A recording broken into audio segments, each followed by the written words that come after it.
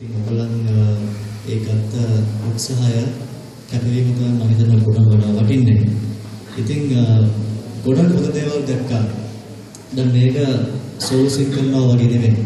හරියට සිං කරනවා වගේ නෙමෙයි. ගෲප් එක සිං කරද්දී අපිට ගොඩක් දේවල් තියෙනවා. මොකද අපි තනියෙන් සිං කරද්දී අපිට තියෙනවා නිදහස ෆ්‍රීඩම් එක ඕන දෙයක් කරන්න.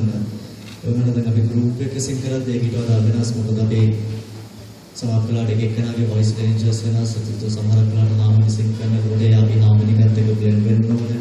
අනිත් එක තමයි අපේ වොලියුම් ලෙවල්ස් වෙනස්.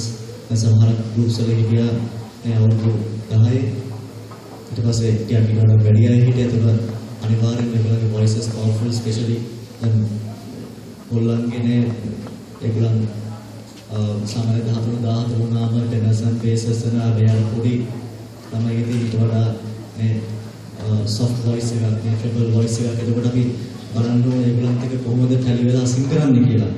ඉතින් මම ආස ගොඩක් දේවල් තිබ්බා ඔයගොල්ලන්ගේ. මම එකත් එකක් කියන්නම්.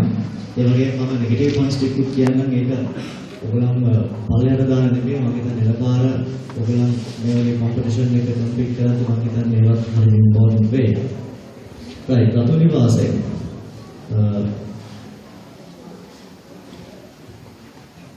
right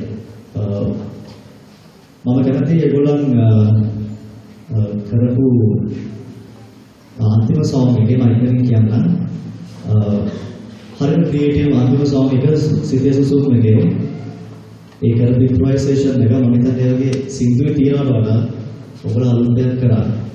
ඉතින් ඒක හරි වටින දෙයක්. right මම හිතන්නේ මම හදලා කරනවා මම ක්‍රියේට් බෑක් ටෙස්ට් එක තියන්න. එතකොට ඔයගොල්ලන්ට පුළුවන් ඒ ටික හදාගෙන යන පාර කරන්න. දැන් හරිම ඉම්පෝටන්ට් දෙයක් මම දැක්කේ ඔයගොල්ලෝ මයික්ස් වලට හරියට ફોකස් කරන්නේ නැහැ කියලා මම හිතනවා. මම දන්නේ නැහැ. අනිත් විශේෂමාන්තලේ කිව්වොත් ඒක ඇග්‍රී වෙයි. දැන් ඔයගොල්ලෝ විශේෂයෙන්ම ඔයගොල්ලෝ කොරියෝග්‍රැෆි කරද්දී මූවමන්ට්ස් කරද්දී පොඩ්ඩක් හිතන්න ඕනේ ඔයගොල්ලන්ගේ මයික් එක කොතනද තියෙන්නේ කියලා. right ඉතින් ඔෆ් මයික් සිං කරන්න එපා. මොකද ඔෆ් මයික් සිං කරොත් අපරාධ ඔයගොල්ලෝ සිං කරන එක එළියට එන්නේ නැහැ. ඉතින් මම සමහරක ගොඩක් වෙලාවට ඔයගොල්ලෝ පොසිෂන්ස් ගන්න කරලා තිබ්බා.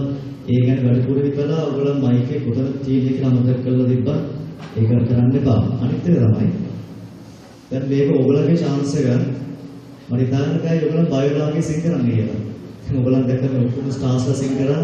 right හරිම රිලැක්ස් hina වෙලා කරලා දැන් ගොඩක් groups වල අය සිං කරේ බයයි.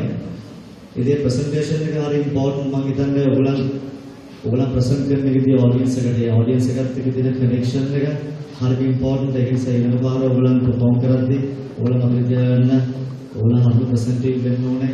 ඒ කනෙක්ෂන් එක තියාගන්න ඕනේ ඔඩියන්ස් එකත් එක්කලා. අනිත් එක තමයි හාමනිස්.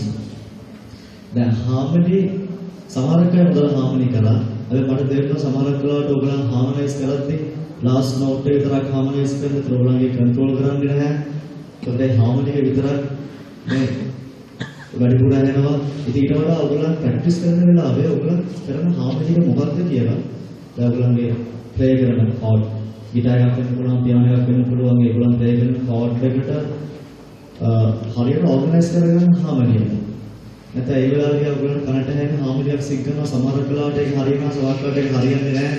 ඒ හරිය ගියොත් හොඳයි, හරිය ගියේ නැත්නම් ඒක සම්පූර්ණයෙන්ම ක්ලෑෂ් වෙනවා. ඒක නිසා ඔයගොල්ලන් ප්‍රැක්ටිස් කරද්දී ඔයගොල්ලෝ අනිවාර්යයෙන්ම ඕගනයිස් කරගන්න බෑන්ඩ් එක ප්ලේ කරන හාමනි එකට right